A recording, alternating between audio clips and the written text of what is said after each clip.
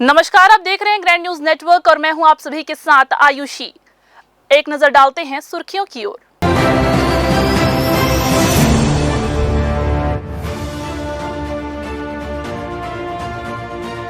पांचवी और 8वीं की बोर्ड परीक्षा 17 मार्च से, शिक्षा विभाग ने तैयारी की पूरी।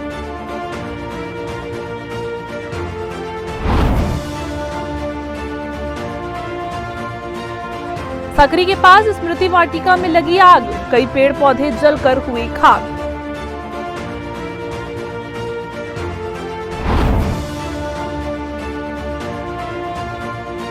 कैप्सूल वाहन की चपेट में आने से एक की मौत, एक गंभीर रूप से घायल।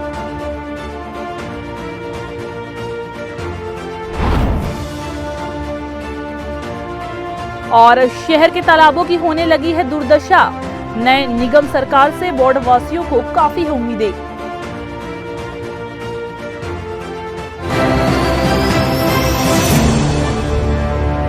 तो ये थी आज की सुर्खियां और अब खबरें विस्तार से।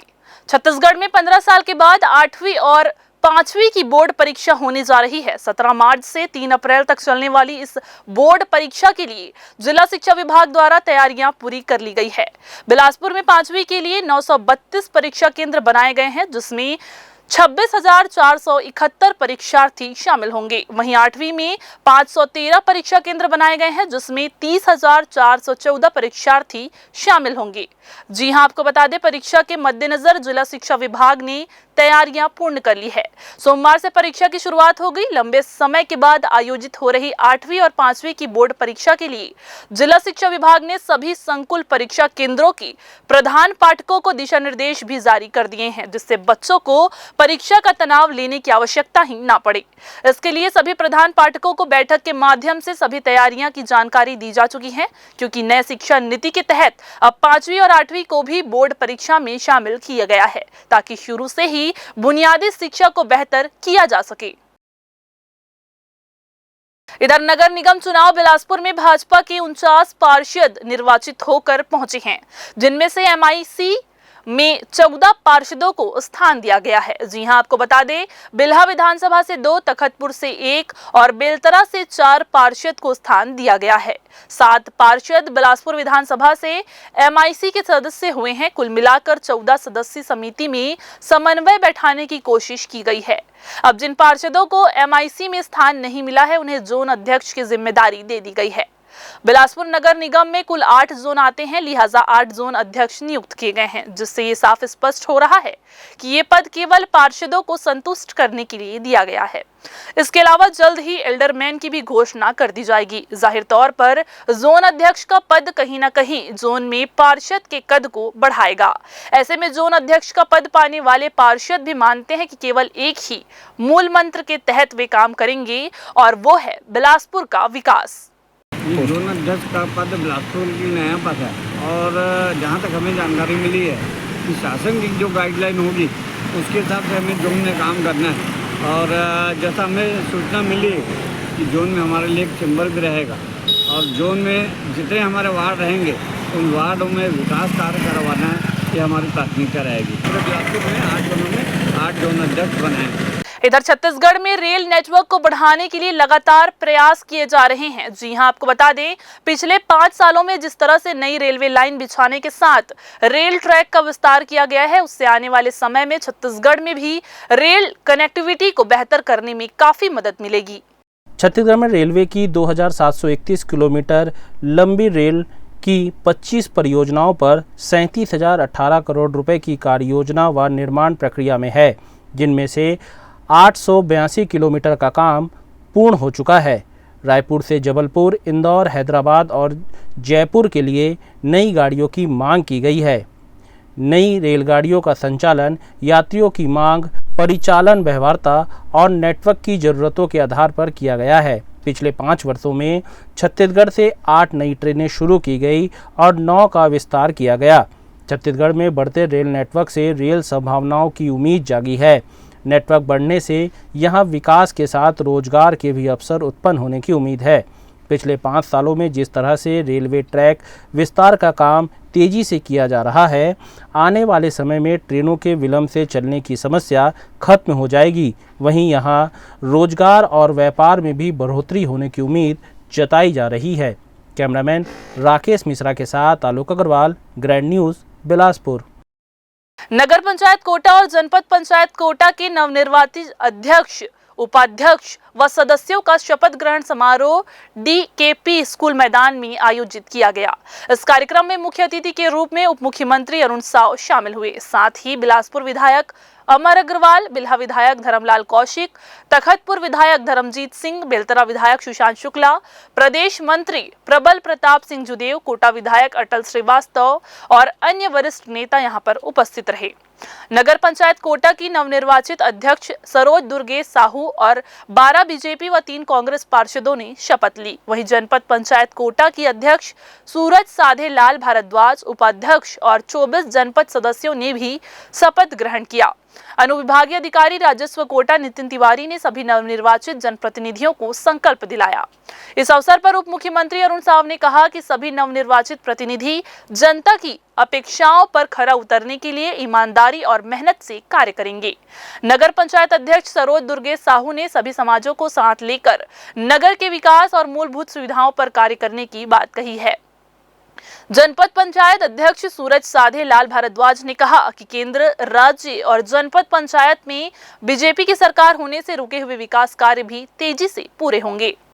आज नगर पंचायत कोटा के अध्यक्ष श्रीमती सरोज साहू और 15 वार्डों के नवनिर्वाचित पार्षदों का शपथ ग्रहण समारोह, साथ ही जनपद पंचायत के उपाध्यक्ष श्रीमती सूरज साधेलाल भारद्वाज, उपाध्यक्ष मनोहर सिंह राज और सभी जनपद सदस्यों के कार्यभार ग्रहण समारोह संपन्न हुआ है। जिस इच्छा और आकांक्षाओं के साथ जनता ने इन नवनिर्वाचित जनप्रतिनिधियों को आशीर्वाद दिया है, जनता की अपेक्षाओं में खरा उतरने के लिए पूरी ईमानदारी और मेहनत से काम करेंगे। मैं नवनिर्वाचित सभी जनप्रतिनिधियों को बहुत बधाई और शुभकामनाएं देता हूं। फिलहाल वक्त हो चला है एक छोटा सा ब्रेक लेने का। ब्रेक के बाद जारी रहेंगी खबरें। आप बने रहिए ग्रैंड न्यूज़ के साथ।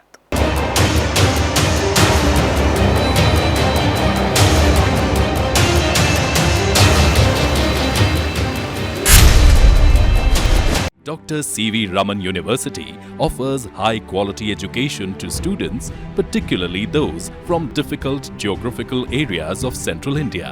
The flourishing 70-acre campus boasts of more than 120 state-of-the-art laboratories, smart classrooms, research centers, and a plethora of on-campus facilities that provide easy access. Dr. C.V. Raman University. Be the change. Break के बाद आप सभी का स्वागत है। अरण्या, रोपड़ी, सकरी और स्मृति वाटिका में भीषण आग लग गई है। इस आग ने जंगल की बड़ी मात्रा में वनस्पति को नष्ट कर दिया है, जिससे न केवल प्राकृतिक संपदा को भारी नुकसान पहुंची है, बल्कि जीव जंतुओं के लिए भी ये एक गंभीर खतरा बन गया है। मुंगेली रोड सकरी के पास मौजूदा स्मृति वन वाटिका में आगजनी की घटना सामने आई है, जिसमें आगजनी के पीछे असामाजिक तत्वों का हाथ होने की आशंका जताई जा रही है। होली के दौरान अधिकांश लोग अपने घरों में थे, जबकि असामाजिक तत्व खुलेआम घूम रहे थे। सूने जंगल में आग लग गई। आग लगने की सूचना मिलते ही फायर ब्रिगेड की टीम मौके पर पहुंची और कड़ी मशक्कत के बाद उस पर काबू पाया गया। सामाजिक वानिकी के अधिकारी के द्वारा इसकी सूचना फायर ब्रिगेड को दी गई, जिसकी मदद से आग पर नियंत्रण पाने में सफलता मिली है। लेकिन जंगल में कई स्थानों पर आग अभी भी सुलग रही है। वन विभाग की टीम स्थिति पर लगातार नज़र बनाए हुए है। हर साल गर्मी के मौसम में जंगलों में आग लगने की घटनाएं बढ़ जाती है, लेकिन इस बार वन विभाग इसे रोकने में नाकाम साबित हुआ है। स्थानीय लोगों को इस घटना से चिंता है, क्योंकि इससे न केवल पर्यावरण को नुकसान पहुंचता है, बल्कि आसपास के गांव के लिए भी खतरा बढ़ जाता है। इस आग से हरे भरे जंगल का बड़ा हिस्सा खाक हो गया, बल्कि यहाँ रहने वाले जीव जंतु का भी प्राकृतिक आवास प्रभावित हुआ है। आग लगने से कई पक्षी और छोटे जीव अपनी जान बचाने के लिए इधर उधर भागने मजबूर हुए। फिलहाल प्रशासन इस घटना की जांच कर रही है कि आग दुर्घटनावश लगाई गई या फिर यह शरारती तत्वों की करतूत है, इसका पता लगाया जाएगा। वन विभाग ने स्थानीय लोगों से अपील की है कि वे जंगल में किसी भी संदिग्ध गतिविधियों की सूचना तुरंत दें ताकि इस तरह की घटना को रोका जा सके। ग्रैंड न्यूज़ के लिए आलोक अग्रवाल की रिपोर्ट। बिलासपुर में हिंदू समाज को संगठित करने और धर्मांतरण की बढ़ती घटनाओं पर रोक लगाने के लिए सर्व हिंदू समाज की एक महत्वपूर्ण बैठक तिलकनगर स्कूल में आयोजित की गई। बैठक में समाज के कई प्रमुख लोग शामिल हुए, जिन्होंने इस बात पर चिंता व्यक्त की कि कुछ विधर्मियों द्वारा भोले भाले हिंदुओं को बहला फुसलाकर या लालच देकर धर्म परिवर्तन कराया जा रहा है। खासकर मिशनरी संगठनों पर आरोप लगाया गया कि वे धन और अन्य प्रलोभनों का उपयोग करके हिंदू समाज को कमजोर करने का प्रयास कर रहे हैं।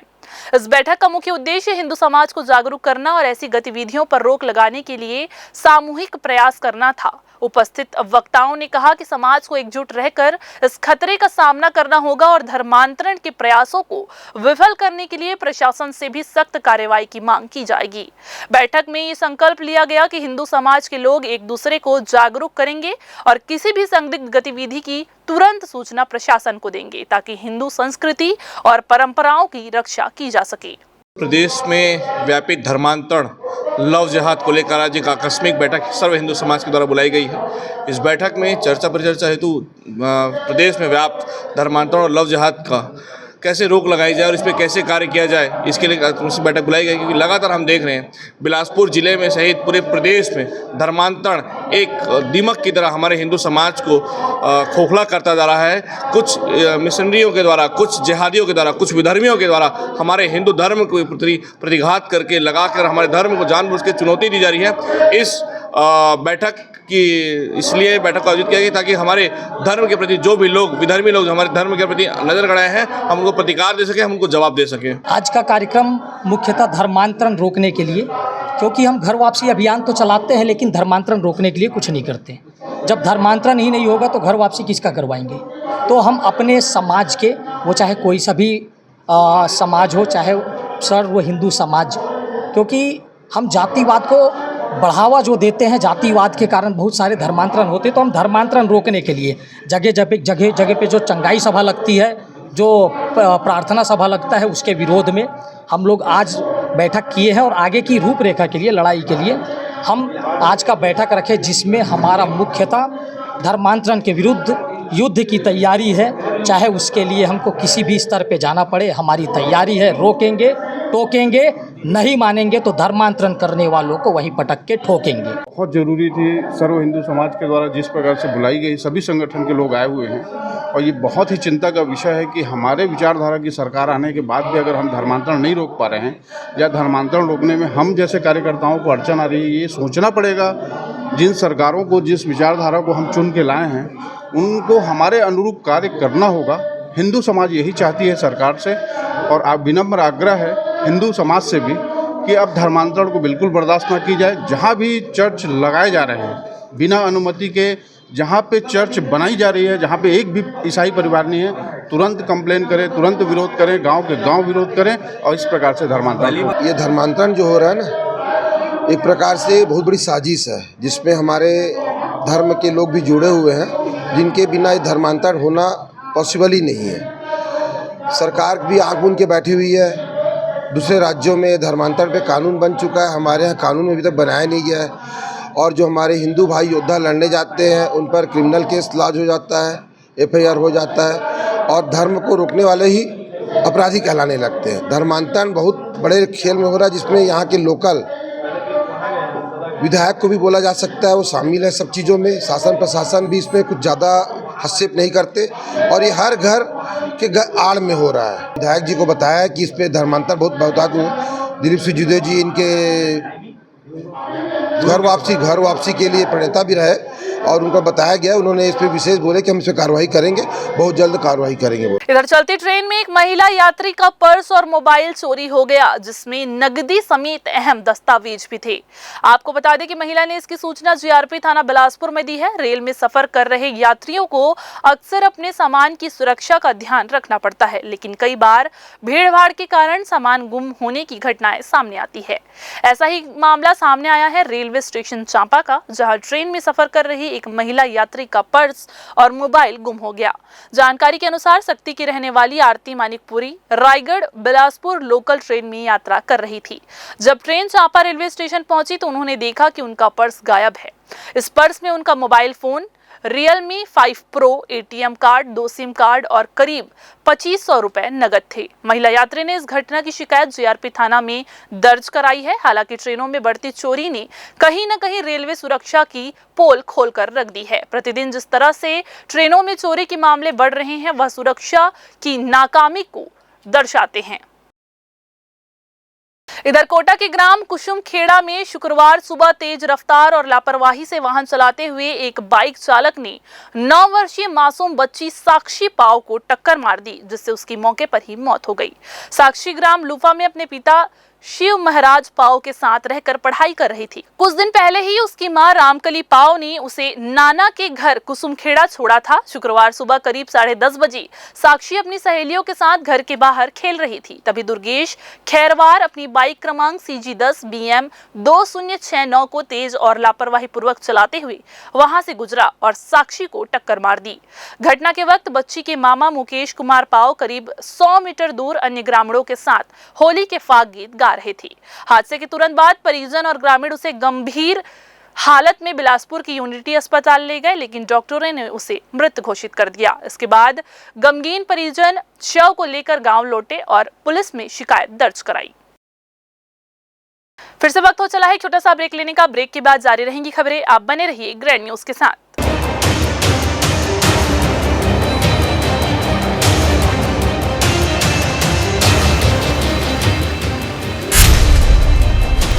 Dr. C.V. Raman University offers high-quality education to students, particularly those from difficult geographical areas of Central India. The flourishing 70-acre campus boasts of more than 120 state-of-the-art laboratories, smart classrooms, research centers, and a plethora of on-campus facilities that provide easy access. Dr. C.V. Raman University. Be the change. Break के बाद आप सभी का एक बार फिर से स्वागत है। मस्तूरी थाना क्षेत्र के ग्राम पेंड्री में शनिवार शाम दर्दनाक सड़क हादसा हुआ, जिसमें बाइक सवार युवक की मौके पर ही मौत हो गई, जबकि पीछे बैठे उसके बुजुर्ग नाना गंभीर रूप से घायल हो गए। जानकारी के मुताबिक जांजगीर चांपा जिले के ग्राम रेमंड परसदा निवासी 75 वर्षीय पुनीत राम श्रीवास अपनी नाती महेश कुमार श्रीवास, पिता गंगा प्रसाद श्रीवास के साथ पारिवारिक कार्यक्रम में शामिल होने के लिए सुबह बिलासपुर के अशोकनगर गए हुए थे। कार्यक्रम समाप्त होने के बाद शाम को वो अपनी बाइक क्रमांक CG11 BE 4577 से घर लौट रहे थे। बाइक महेश श्रीवास चला रहा था और उसके नाना पीछे बैठे हुए थे। जब वे शाम करीब 5 बजे पेंड्री पहुंचे, तभी मस्तूरी से जांजगीर की ओर जा रहे एक तेज रफ्तार कैप्सूल ट्रक ने उनकी बाइक को टक्कर मार दी। इस हादसे में महेश श्रीवास की मौके पर ही मौत हो गई, जबकि पीछे बैठे पुनीत श्रीवास गंभीर रूप से घायल हो गए। राहगीरों की सूचना पर डायल 112 की टीम मौके पर पहुंची और दोनों को मस्तूरी स्थित सामुदायिक स्वास्थ्य केंद्र ले जाया गया, जहां डॉक्टरों ने परीक्षण के बाद महेश को मृत घोषित कर दिया, जबकि पुनीत का इलाज अभी जारी है। मृतक का शव मरचुरी भेज दिया गया है। मस्तूरी पुलिस दुर्घटनाग्रस्त कैप्सूल ट्रक और उसके चालक की तलाश में फिलहाल जुटी हुई है।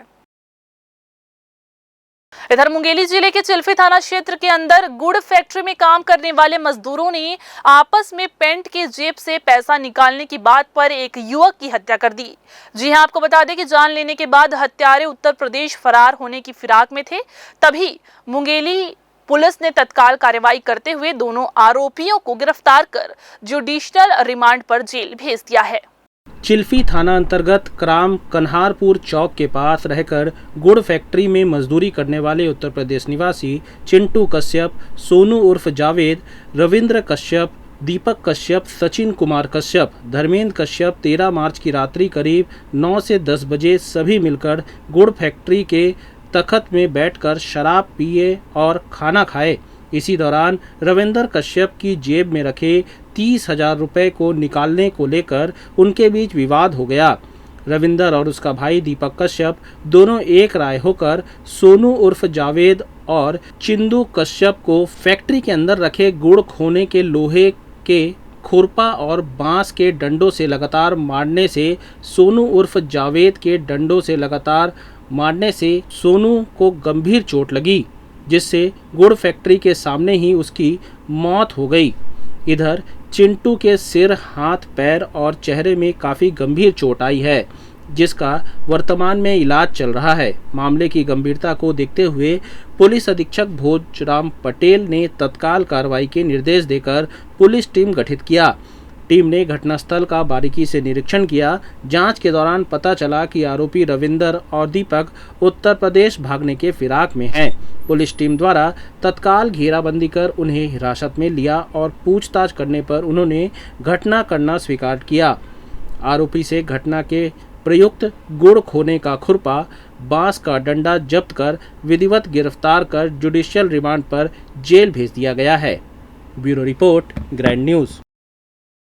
इधर मुंगेली जिले के लालपुर थाना क्षेत्र के अंतर्गत हेडसपुर गांव में एक गाय की कटी हुई लाश मिलने से हड़कंप मच गया। जी हां, इस घटना के सामने आते ही गांव में तनावपूर्ण माहौल बन गया और ग्रामीणों में आक्रोश फैल गया। सूचना मिलते ही पुलिस मौके पर पहुंची और स्थिति को नियंत्रण में रखा। ग्रामीणों से प्रशासन ने शांति बनाए रखने की अपील की है। इधर इस घटना में धार्मिक और सामाजिक भावनाएं भी आहत होने के कारण गांव में तनाव गहरा गया है। फिलहाल पुलिस मामले की जांच में जुटी हुई है और दोषियों की तलाश भी अभी की जा रही है।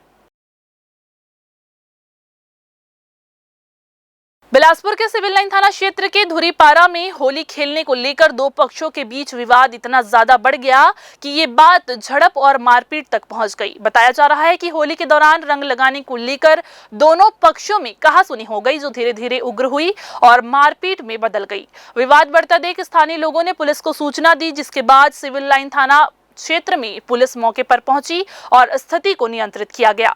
इस घटना में दोनों पक्षों के कई लोग घायल हो गए, जिसका प्राथमिक उपचार कराया गया। पुलिस ने मामले की गंभीरता को देखते हुए दोनों पक्षों के खिलाफ केस दर्ज कर लिया है और आगे की जांच में जुट गई है। धुरीपारा दुर्गा मंदिर के पास की घटना है, जहां पर होली खेलने की बात पर से कल से विवाद हुई थी, जो आज भी इनकी विवाद वहां पे हुई है। दो पक्ष जो मंदिर के अगल बगल के रहने वाले हैं, उसमें महिला पुरुष है, उन दोनों में झड़प हुई है। दोनों पक्षों पे मारपीट का मामला FIR दर्ज किया जा रहा है। इनका बताया अनुसार कि कल जब होली खेल रहे थे, उस दौरान होली खेलने की बात पर से विवाद हुई थी और आज भी कि होली खेलने के नाम पर ही कि कल हमारे खिलाफ रिपोर्ट लिखाया हो, इसी बात पर से पुनः विवाद। फिर से वक्त हो चला है एक छोटा सा ब्रेक लेने का। ब्रेक के बाद जारी रहेंगी खबरें। आप बने रहिए ग्रैंड न्यूज के साथ।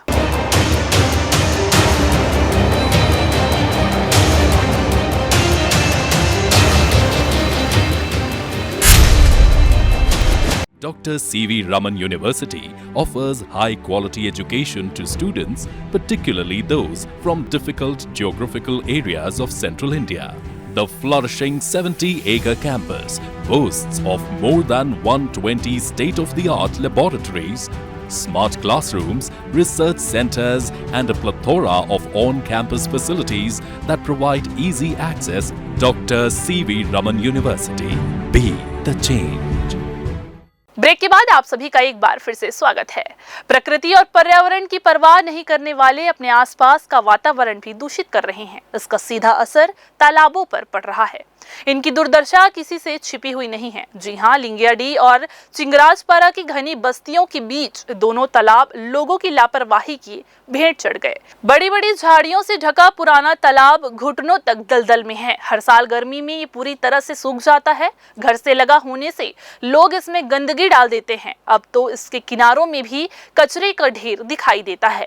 अतिक्रमण ने इसका आकार बेहद छोटा कर दिया है। वार्ड के पार्षद से नागरिकों को कई उम्मीदें हैं, लेकिन 1 महीने का वक्त बीत जाने के बाद भी अब तक इस दिशा में कोई पहल होती हुई नहीं दिखाई दे रही है। वहीं पार्षद खुद भी मानते हैं कि जल स्रोत के प्रति बेरुखी ठीक नहीं है। तालाब में जमा जल से इसके आसपास भूमिगत जल का संरक्षण होता है। लोगों के धार्मिक और सामाजिक आस्था के केंद्र पुराना तालाब को पुनर्जीवित करना उनका लक्ष्य है। शाम ढलते ही तालाब के किनारे शराबी जमा होने लगते हैं। डिस्पोजल पाउच तालाब को पाटने का काम कर रहे हैं। घनी झाड़ियों में तालाब गुम हो चुका है। इसका अस्तित्व बचाने और संवार कर वार्ड के लिए आदर्श प्रस्तुत करने की काफी जरूरत है। लगातार प्रयास हम कर रहे हैं सर कि जो हमारा तालाब पुराना तालाब है आज कई वर्षों से कि पूरा बंजर हो चुका है। आप देख रहे हो गंदगी को। हम चाहते हैं कि जल स्तर भी अच्छा रहे और जल्द से जल्द इस तालाब का संदीकरण हो और जनता की ही मांग है। जनता इस मूलभूत सुविधा को पहले हम चुनाव लड़ने से पहले हमारे से बातचीत हुई थी और जनता इसी मुद्दे पे वोट भी दी है। तो उसके लिए हम लोग हमारी जो टीम है वो लगातार प्रयास कर रहे हैं कि बैठक करके उसको मुआवजा चलाएं कि सफाई अभियान के इसको तेज़ी करें अपन। और कचरा उठाते हैं उसको भी हम निवेदन करें कि आप कचरा धीरे धीरे चलाइए गाड़ी को और जो आपको वो आवाज़ है जो चलता है उसको कम से कम नियंत्रण रखें। नगर निगम से तो खैर अभी बात नहीं हुई है। इसे आप लोगों के माध्यम से मतलब प्रेस के माध्यम से ही बातचीत हो पा रहा है। और बाकी हमारे विधायक महोदय सुशांत शुक्ला जी हमको वो चीज़ बोले थे कि जैसे भी अपन करेंगे तालाब को सुंदरीकरण के लिए हम काम करेंगे। रंगों का त्योहार होली हर्ष और उल्लास के साथ मनाया गया। इस मौके पर सामाजिक एकजुटता के मद्देनजर हर कोई होली की खुशियों में डूबे रहे। इसी कड़ी में होली मिलन समारोह हेमू नगर के सामुदायिक भवन में आयोजित किया गया। इस अवसर पर बसंत महोत्सव भी मनाया गया। यहाँ छात्राओं द्वारा गीतों पर नृत्य प्रस्तुत किया गया, जिसमें हेमू नगर के लोगों ने बढ़ चढ़कर हिस्सा लिया। हर साल इसी तरह के कार्यक्रमों के माध्यम से सामाजिक एकता का परिचय यहाँ दिया जाता है। होली का त्यौहार मनाया जाता है। हर वर्ष की बात इस वर्ष भी होली का त्यौहार बड़े धूमधाम से मनाया जा रहा है और रूना डांस क्लासेस द्वारा बहुत ही उच्च स्तरीय प्रदर्शन किया गया है।